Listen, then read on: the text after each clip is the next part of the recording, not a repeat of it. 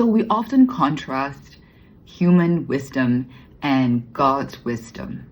And you see this in the Bible, you hear this often in conversation when we are reminded that ultimately God's wisdom is far greater than human understanding. And that is true. And that is true. Now, but here's the tricky part.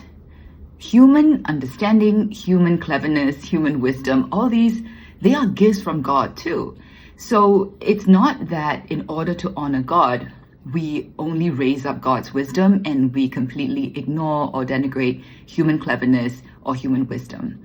I think it's a matter of understanding how these two things need to be integrated and which one has priority, right? So let's not forget that the natural talents, gifts, skills that we learn, the wisdom that has come about through human research, science, all this comes from God ultimately too. They are gifts. But in order to use and steward these gifts well, we need to subordinate them to God's wisdom. How does that work?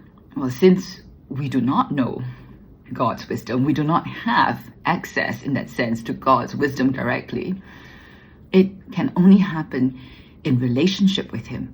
When we are in relationship with God, when we trust Him, when we have learned how to exercise spiritual discernment, genuine spiritual discernment, not the kind of like, oh, so-and-so, or, asked me to do this, maybe a pastor asked me to do this, or this need came up, and I guess God is asking me to do it.